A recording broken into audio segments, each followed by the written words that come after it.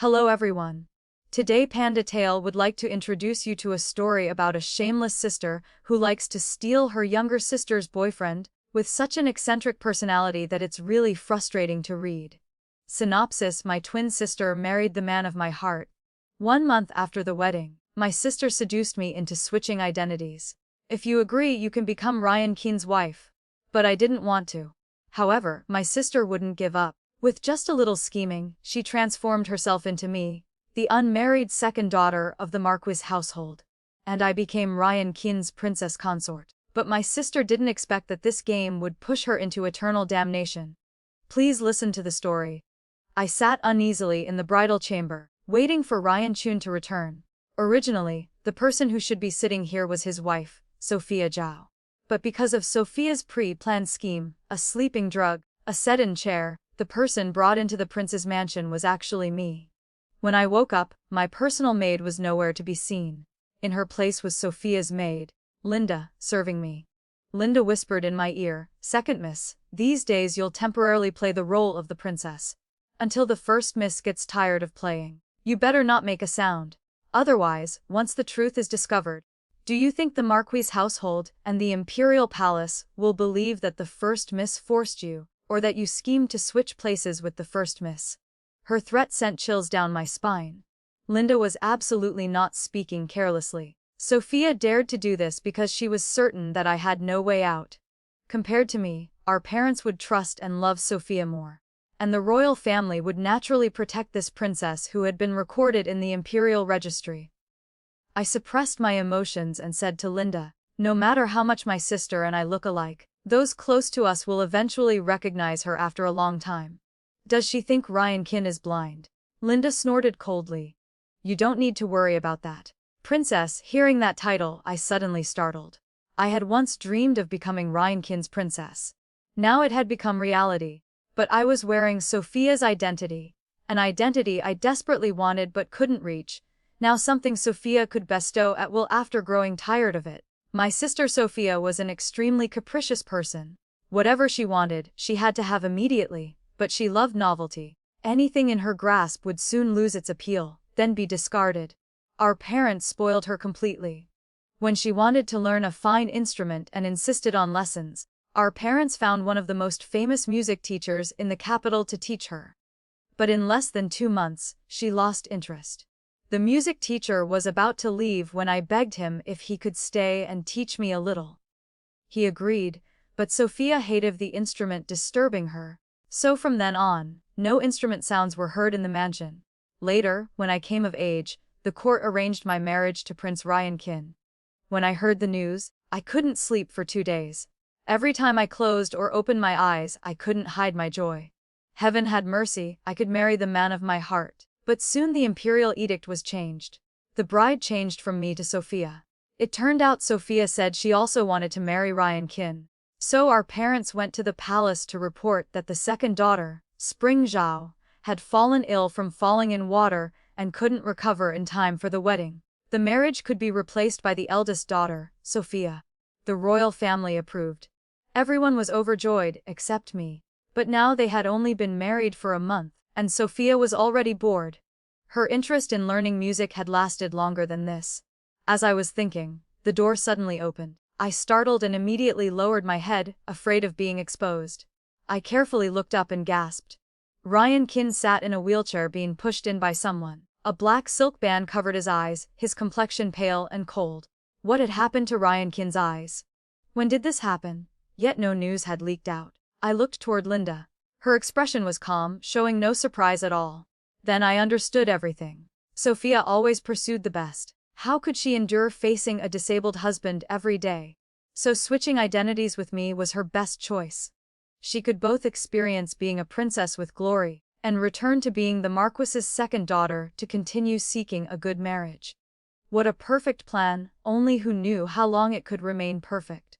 An idea gradually formed in my mind. As the wheelchair approached closer, a light fragrance wafted by. "Please serve His Highness the Yen Prince in changing clothes." "Your Highness," the eunuch pushing Ryan Chun's wheelchair said to me, then withdrew from the hall. Seeing this, Linda didn't stand beside me anymore. When she closed the hall door, she gave me a look as if warning me. I didn't step back, but looked at her without flinching. When the door finally closed, I smiled slightly, though Linda could no longer see. Sophia, Sophia. Because I didn't react immediately to hearing that name. Ryan Kin had called twice. I steadied myself, imitating Sophia's tone to answer. Husband, I'm here. I supported Ryan Kin's hand, helping him stand. Ryan Chin could walk. He probably used the wheelchair to avoid collisions. Perhaps his eyes had been damaged recently. I helped Ryan Chin to the bedside. He gently brushed my hand away, turned and sat down, looking up. I gazed at the face hidden behind white silk, a thought suddenly arising in my mind. Flawless white jade. I was curious about the eyes hidden beneath that white silk. Ryan Chin spoke, interrupting my thoughts. What's wrong with your hand? I opened my hand to see a thin callus on my finger. Since Sophia had forbidden me from playing instruments in the mansion, I had secretly gone out to find the Jade Copper Pavilion, where the music teacher resided, begging him to teach me. Unexpectedly, I had persevered in learning until now, resulting in marks left on my hands. But Sophia didn't know about this. I was worried about how to cover this up when unexpectedly Ryan Kin spoke first with a cold sentence. I froze, then breathed a sigh of relief. Fortunately, he didn't pay attention to that thin callus. When undressing Ryan Kin, I was initially a bit tense. But after lying down, he did nothing, just held my hand. I stared at the face so close before me, an unreal feeling welling up inside. Due to worry, I didn't sleep deeply all night. When I woke, I found myself curled up in Ryan Kin's arms. So hot, I said drowsily. Ryan Kin was also awake. He placed his hand on the back of my neck, feeling the thin layer of sweat. I'll call for someone to bring water, he said. Early in the morning, Linda came to help me style my hair. When did Ryan Kin's eyes become impaired? Linda answered. An accident suddenly occurred the night before the wedding. When she was pinning my hair, she accidentally pulled painfully. In the mirror, I saw Linda's face had a somewhat gloomy expression. Because the Yan Prince has eye problems, our young lady has never consummated with him. You're really lucky arriving here and last night already past the second watch, still calling for water to wash. Linda said. I spoke softly. What are you saying? Am I not your young lady? Linda frowned. Second miss. I slowly wound a few strands of hair that had fallen by my ear, saying, the one who married into the prince's mansion is Miss Sophia of the Zhao household. Correct. Then who else could be sitting before you now besides Sophia? After finishing my hair, I faced the mirror to draw my eyebrows. In the mirror, I glimpsed Linda's astonished expression. At this moment Ryan Kin was wheeled in. I placed 2 pairs of earrings in his hands. Which pair does he think is prettier? Linda immediately became tense, afraid I would offend Ryan Kin, and reminded, Princess, how can the Yan Prince decide? Ryan Chin slowly said, is this how you usually teach your household's young lady? Linda froze, immediately bowing her head to apologize. At the same time, Ryan Chin released the earrings in his hand, telling me, the pair on the left. I smiled in agreement. I almost forgot about this the whole day. But in the evening, when I brought nourishing soup to Ryan Kin, he suddenly raised his hand to touch my ear. Then his finger lightly touched the blue pearl on the earring, exactly the pair he had chosen. The corner of Ryan Kin's mouth bloomed with a slight smile. After finishing the soup, Ryan Chin asked if I could write. I said yes. He asked me to write a letter for him. After grinding the ink, Ryan Kin dictated while I transcribed. The last line was signed James. I curiously asked, is James your middle name? Ryan Chin nodded. Yes, my close friends call me James. A thought flashed through my mind. I also have a pet name called Emma. Ryan Kin said. I've never heard you mention it. Only very close people call me that. Ryan Kin called out, Emma. I smiled and answered, yes, husband. From then on, Ryan Chin called me Emma, never mentioning the name Sophia again. Linda's expression was always unpleasant. I couldn't help but guess that perhaps both Linda and Sophia wanted to see me flustered and anxious at the prince's mansion. That way they'd have entertainment to watch. But on the contrary, I was living very well. Actually, Sophia had calculated quite thoroughly. Ryan Kin had certainly met us 2 sisters before, but due to gender differences, we always kept our distance and never looked closely. After the wedding, due to his eye problems, he couldn't see faces clearly. As for my personality being different from Sophia's, this was even easier to explain. This was the honeymoon period. If I was more lively, it could be called cute and spontaneous. If I was gentle, it could be called tender and thoughtful. I had calculated carefully, So I didn't try too hard to pretend to be Sophia. What kind of Princess Sophia of the Yan Prince's mansion would be depended on what Emily Zhao was like. Therefore, Linda was very displeased with me, friendly and warm in front, but easily showing dissatisfaction behind my back. But her master Sophia was much more patient than her. Once I met Sophia on the street. I was sitting in the sedan chair and didn't get out. Sophia tiptoed to lift the sedan curtain, speaking in an innocent, mischievous tone. Second sister, I heard you're very satisfied being a princess. Actually, I'm your benefactor. If I hadn't given way, how would you have the chance to become the Yan Prince's beloved? I smiled in response. What second sister? What giving way? Sister, are you confused? Sophia was stunned, but she quickly regained her composure, not bothering much as she said, pretending well, let's see, someday I'll take everything back. I sighed. Sister should learn some etiquette. Next time you see me, don't speak so rudely. How dare you, Emily? She was about to scold me but stopped halfway through calling my name. I suddenly remembered something. Linda is with me, so where's Emily's maid? Little Peach, that girl really messed things up. I asked sternly. Where is she? Sophia said. Her parents came to take her back. They even got 300 taels of silver. You not only didn't take ransom money but gave silver for compensation. What ransom? That maid died. Her parents just came to collect the body. My eyes burned as I asked through gritted teeth, dead how? Sophia laughed lightly. Don't glare at me. She was walking carelessly, fell into a well and died. Nothing to do with me. I understand, I said softly. Then sister should also be careful walking. Sophia angrily lowered the curtain. I didn't argue further with her. I still had to enter the palace to receive Ryan Qin. Ryan Qin had entered the palace since morning. Nothing important, just the emperor wanting to see him. Ryan Qin's birth mother was the imperial noble consort, favored for many years in the 6 palaces, so he was also very beloved. When I met Ryan Qin, he was touching flower buds in the imperial garden. I described to him one by one which flowers were blooming. Ryan Qin listened, then asked which flower I liked most. Crabapple. I blurted out. That was also my mother's favorite flower. I remember when I was born, the whole courtyard was filled with crabapple blossoms. Mother joyfully told father, I look at those crabapple flowers blooming on the branches, so beautiful. I want to name our child Crabapple. My name was given with all their devotion. I was once like Sophia, also cared for and loved. If that incident hadn't happened, things wouldn't have turned out like this. When I was 5 years old, I witnessed my father and my aunt being intimate in bed. I went to tell mother. As a result, father scolded me for meddling and ruining his good affairs. Mother was also angry at me for breaking her dream of marital harmony and trust. Sophia gradually discovered that even if she bullied me, our parents would pretend not to see. From then on, she became even more unrestrained. My interest in viewing flowers suddenly faded. As Ryan Qin and I were preparing to leave the imperial garden, Princess Rose suddenly appeared on the path, giggling as she threw a small stone at him. The eunuch accompanying us frowned and said to Princess Rose, Princess, please be careful. But Princess Rose was clearly doing it on purpose, because when she saw the momentary awkwardness flash across Ryan Qin's face, she laughed even more happily. I remembered that Princess Rose and the current crown prince were both children of the Empress. Princess Rose herself had no grudge against Ryan Qin, but the Empress and imperial noble consort had been secretly fighting for years, and the crown prince was very jealous of Ryan Qin. So these disputes seemed to have spread to Princess Rose. Ryan Qin's expression turned cold, saying only one word, childish. Princess Rose pouted. Imperial brother is so petty. I remained silent until after the princess left before bending down to ask Ryan Qin, we still need to see His Majesty, right? I made a suggestion. We should at least report this. Ryan Qin said indifferently, it's just a small stone, not enough to smash my head. Why report it?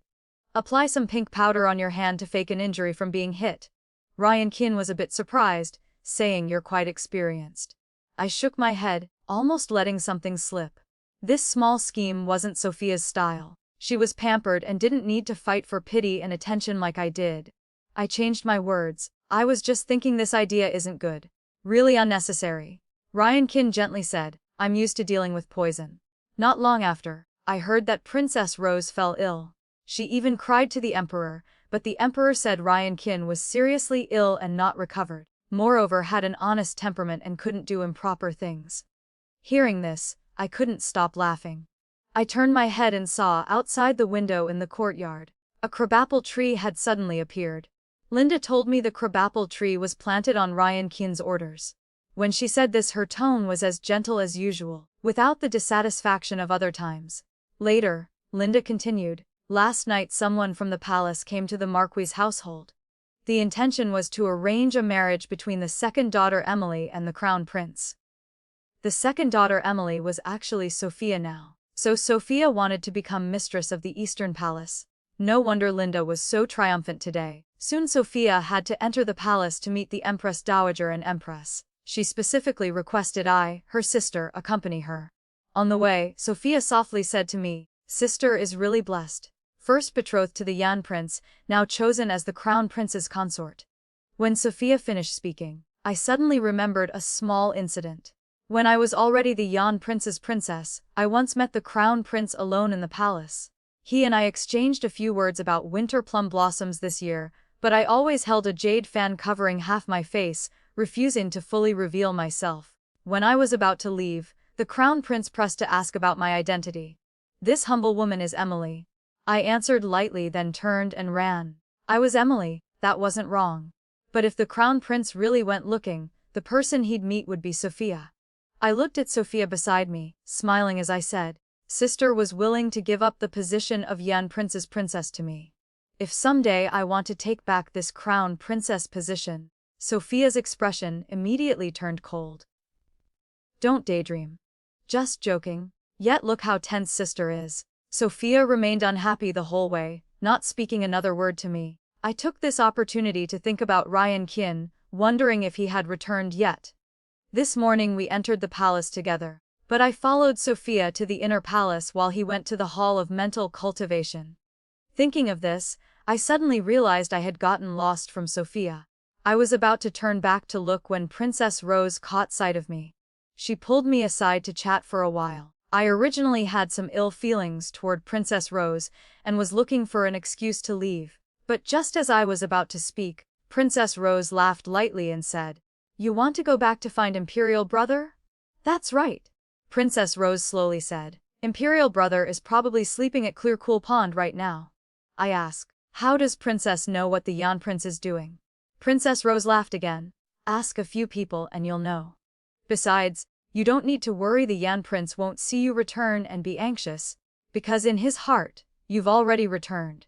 She paused slightly, then continued, "Imperial Brother is truly pitiful. His eyes can't see, he can only recognize people by voice." The uneasy premonition grew stronger in my heart. Princess Rose casually said, "I have a maid named Ruby. She's very good at imitating voices. Can you guess if she can imitate your voice?" I couldn't breathe smoothly, coldly saying, "The Yan Prince will kill her. Compared to that, you should worry about how to explain to Imperial Father. Consorting with palace maids in broad daylight isn't glorious. Moreover, if Ruby commits suicide, your Imperial Brother will be even less able to explain clearly." I turned and walked away. I needed to immediately return to find Ryan Keane, though I was very afraid of witnessing what might be an extremely shameful scene. There was no one at Clear Cool Pond. As for the palace behind Clear Cool Pond, there were no palace servants standing guard outside who knew where they had been sent. I ran to Clear Cool Palace. When I was just an inch from the closed door, I heard sobbing from inside. I pushed the door hard. The first image that hit my eyes was Ruby kneeling on the ground, shoulders trembling nonstop. She was still dressed properly, but Ryan Keane's robe hem standing before her was somewhat disheveled. Ryan Keane's expression was extremely cold and alert. I was about to call out to him but hesitated, and before I could react, he had already swiftly drawn his sword. In that instant, the blade fell. A deep cut opened on Ruby's neck, fresh blood spattering everywhere. I cried out in horror. Ryan Keane's attention immediately turned to me. He stepped over Ruby's corpse, walking straight toward me following the sound. "Husband." My words hadn't finished before they were cut off by Ryan Keane's next abnormal action. He used his hand to tightly squeeze my neck. The fierce pressure made it impossible for me to utter a word. I struggled to raise my hand, pressing hard on the wrist Ryan Keane was using force with. Unexpectedly, he let go. "Emma." Ryan Keane's voice suddenly became panicked. Ryan Chin removed the silk covering his eyes, his heavy expression clearly visible. He tried hard to look at me, but still had great difficulty seeing. I touched his eyes, gently comforting him word by word. Ryan Chin had a headache for half the day, making his eyes red too. When weak, he wanted to hold my hand, but after searching for the position several times, he withdrew his hand again. I took the initiative to reach out and tightly grasp his hand. I said, "I'm not afraid of you," I said. The Crown Prince personally came to the Yan Prince's mansion, saying he was apologizing on behalf of Princess Rose. Ryan Chin said the Crown Prince first said he had done his utmost to suppress this matter, then said he had strictly punished Rose. On the surface, it seemed he had done everything. Though clearly Princess Rose alone couldn't have completely arranged this plan, the Crown Prince only showed up now, making it impossible to grasp his weakness. This matter seemed like it would be let go. Late at night, I was alone in the bath, looking in the mirror at the red marks on my neck from being squeezed. I remembered Ryan Chin's rage when he discovered being played with, uncontrollably thinking, if he discovered Sophia and I had switched identities, would he decisively snap my neck? Suddenly the bathwater splashed. In an instant, a man's chest pressed against my back. My face burned. I tried to avoid him but then remembered he couldn't see, so I turned around and courageously fell into his arms. Ryan Chin removed the silk covering his eyes, his gaze lowered. "I'm sorry." He touched my neck. "Does it still hurt?" I didn't lie to him, just nodded. I was about to speak but before I could open my mouth, Ryan Chin spoke first. "Since it still hurts, we need to continue using medicine tonight." I froze for a moment. I lifted his lowered face to look straight into those no longer hidden eyes. I asked, "You can see now?" "Not very clearly," I said joyfully, "but at least you can see now." Ryan Chin raised his hand, his fingers gliding lightly across my cheek, slowly tracing each contour. Then his fingers stopped at the corner of my lips. At the third quarter of the pig hour, candlelight reflected on the screen showed the silhouettes of two people embracing and kissing. Near the Lantern Festival, Sophia had married into the Eastern Palace. She suddenly became the Crown Princess, surpassing me by a rank. She often invited me to meet, watching how respectful I was. After the festival, banquets large and small continued one after another, never peaceful. At a palace banquet, Sophia declared I was proficient in music. I stepped forward and respectfully reported to the Empress Dowager. "This humble one has no talent, only studied for a few days." The Empress Dowager laughed. "I've long heard from the Yan Prince that this child is very shy." "Indeed so." The Empress laughed. "You don't need to be bashful. Just perform as you usually do when practicing behind closed doors for the Yan Prince." A few gentle words pushed me into a difficult position. Fortunately, Ryan Chin's mother, the imperial noble consort, stood up to relieve the siege for me. "The weather is cold, hands are stiff, joints aren't flexible. I dare not disappoint the Empress Dowager and Empress." The Empress glanced at her, face showing displeasure. Sophia suddenly turned to me saying, "I also forgot, sister only studied for about a month and a half, right?" "That's right. I only learned that much in the mansion. After that I had to secretly go outside to continue learning." I said softly, "Sister really isn't afraid of me making a fool of myself. It's because of you. If you peacefully remained the Yan Prince's princess, it would be fine, but you keep wanting to challenge me." I sighed, stepped forward to request an instrument to relieve the siege for the imperial noble consort. I sat down and began to play. When the sound emerged, the surroundings suddenly became quiet. When I finished, the Empress Dowager waved for me to come closer. "Come here quickly. Let me get a good look." No one knew before that Ryan's bride had such skilled hands. After receiving the reward, when I returned from the Empress Dowager's side, the imperial noble consort also pulled my hand saying, "Come sit with me." When the banquet ended, Sophia looked at me thoughtfully and said, "Very good." Sister even dared to secretly continue studying. Though it was secret learning, it's thanks to our parents carefully choosing a talented teacher for sister who spared no effort in teaching. Mother came to the prince's mansion to find me. I thought it was something important, but it turned out she wanted me to make a trip to the Eastern Palace on her behalf. "I'm not convenient to go, but you children are sisters, sister-in-law and brother-in-law, frequently visiting is fine," Mother said. I asked if there was something important. Mother lowered her voice. "I've found a very effective folk prescription for bearing children. I want you to bring it to Sophia." Though I didn't want to, I couldn't help but ask, just for sister alone. Mother said, you can't compare to the Eastern Palace. If there's no hair there, how can she stand firm? Whether she stands firm or not is her business. I don't want anything to do with it. Mother glared at me. Emily, you've become stubborn, haven't you? I said calmly. Mother, have you forgotten? I'm Sophia, not Emily. Are you acting? Why are you still thinking real? I smiled. What acting? If I'm not Sophia, then this is deceiving the monarch. When that time comes, our whole family can embrace each other and die together.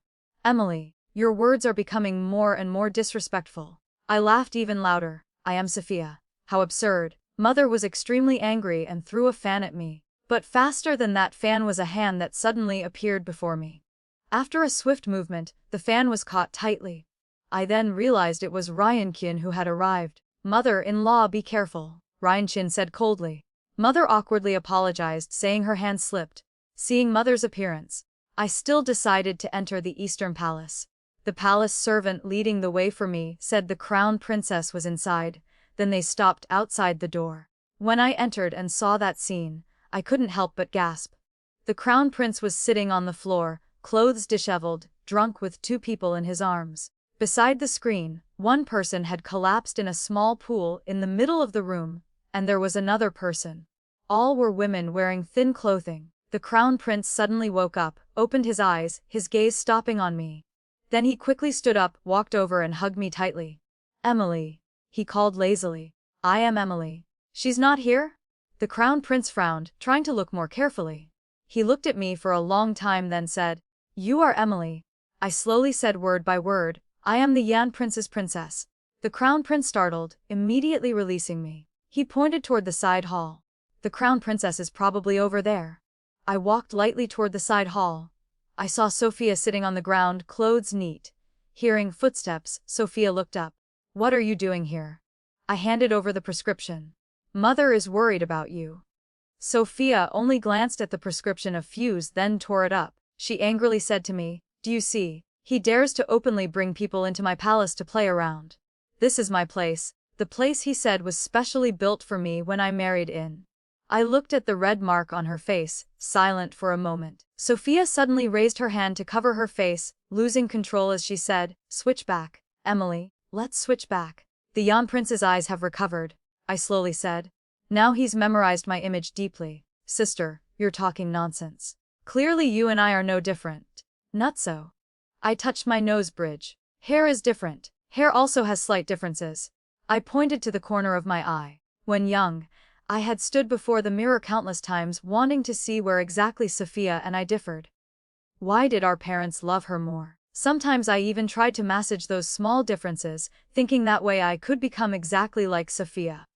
She had completely lost her reason. I don't care. If we don't switch back, I'll make a huge fuss. I laughed coldly. At the Yan Prince's mansion, I'm Sophia. At the Eastern Palace, it's Emily. What's there to switch or not switch? Emily. Sophia gritted her teeth. Are you addicted to impersonating me? The person who married into the Yan Prince's mansion as princess is the eldest daughter Sophia. The one who accompanied as dowry maid is Linda. Haven't all these things happened to me? Sophia was too angry to speak for a long while before spitting out, The cuckoo occupies the nest. While we were arguing, suddenly there was commotion outside. I walked out and saw the emperor. Seeing the crown prince behaving so outrageously, the emperor was extremely furious. He even seized a guard's sword and placed it on the crown prince's neck, roaring, You truly are an unfilial son. The crown prince was scared sober immediately, hurriedly kneeling to apologize. Sophia also staggered over to plead for forgiveness on the crown prince's behalf. The emperor said in a deep voice to Sophia, Crown princess, stand up. We don't blame you. I stepped forward to help Sophia up. She couldn't control her anger and brushed my hand away. The emperor then noticed me and casually asked why I was here. I looked at Sophia's still, red cheek and said, This humble one came to see if the crown princess was all right. The emperor followed my gaze and immediately understood that Sophia had just been slapped. The emperor's breathing quickened. Crown prince, for your disrespectful behavior, you're confined to the Eastern Palace. Without our command, you cannot step out half a step. As soon as the order was issued, Sophia immediately collapsed to the ground without any strength left. If the crown prince fell from grace, who else could she rely on? When I left with the emperor, Sophia's gaze never left me for a moment. After returning to the Yan prince's mansion, I told Ryan Chin that the emperor had flown into a thunderous rage. Ryan Chin looked at the crabapple tree outside the window for a while, then smiled and said, "Then there's still much more for him to be annoyed about." I originally thought it was just a joke, but in the following days, memorials impeaching the crown prince appeared one after another at court. The emperor read each one. When he read the memorial related to salt and iron, he almost overturned the entire desk in the Hall of Mental Cultivation. The confinement order not only wasn't lifted but was followed by successive reprimands. Princess Rose went to plead on the crown prince's behalf, but the emperor's anger also punished her. Soon she had no more time to worry about the crown prince's affairs. Her prince consort was discovered having an affair with a palace maid. Now that palace maid was pregnant. The princess's mansion also became chaotic. The empress, seeing the situation, decided not to interfere in her children's affairs anymore, only taking refuge in the central palace to preserve herself. The eastern palace was now shaken to its roots but hadn't completely collapsed yet. Until 3 months later when Ryan Kin was suddenly assassinated. This completely angered the emperor. When the crown prince was deposed, the emperor had shown mercy to Sophia, saying out of respect for the Marquis' household, he would only demote her to commoner status without pursuing criminal charges. I thought the struggle between Sophia and me was about to end. She could return to being the daughter pampered by her parents. As for Linda, I couldn't let her stay by my side anymore. But Linda suddenly disappeared. I guessed she had returned to find Sophia. The Marquis' household showed no movement. I continued being Ryan Chin's princess at the Yan prince's mansion under Sophia's identity. I always hesitated, not knowing how to tell Ryan Kin the truth, but because he was busy dealing with Eastern Palace matters, often leaving early and returning late, I rarely saw him. This morning while drowsily turning over, I accidentally touched the arm beside me and immediately woke up. I saw Ryan Chun sitting beside me. Right after, I felt my palm cold. Something seemed to have been placed in my hand. Before I could look, I asked why he was still here today. Ryan Kin said, "Originally I had to leave, but seeing the crabapple in the courtyard had bloomed, I wanted to call you out to see." I looked down at my palm. It was a crabapple flower damp with morning dew. I joyfully pulled him to the window to admire the crabapple. Everything my heart desired was right before my eyes, but I still felt unreal. Since the emperor decided to establish Ryan Chin as crown prince, he had been staying in the imperial palace for several days without returning. Meanwhile, I received a letter from the Marquis' household saying my mother was seriously ill. I returned alone. When I returned, mother's fever had broken. In her delirium, she called out, "Sophia, I'm here." I showed no emotion, holding her hand all day. She thought I was Sophia the whole time. Conversely, the real Sophia never appeared. When the maid came to deliver medicine and accidentally spilled it on me, I went to change clothes. By the time I returned, mother had finished the medicine and fallen asleep. I sat quietly beside mother all afternoon, suddenly realizing something. I immediately left and returned to the prince's mansion. When I arrived at the prince's mansion, the guard stopped me, asking suspiciously, "Didn't the princess already return at noon? When did you go out?" Another guard reminded, "This is the princess's sister." My heart immediately understood everything. Sophia had taken advantage of my absence to once again transform into the Yan prince's princess. I asked the guard if Linda had also returned together. "That's right." The guard nodded. "That's correct. Perhaps the people in the mansion couldn't distinguish between us two sisters, but they recognized Linda. Linda was the maid the princess brought from home. Whoever she followed was the princess." I entered the prince's mansion and indeed saw Sophia and Linda. Sophia was wearing clothes identical to what I wore when going out this morning. Her makeup had also changed.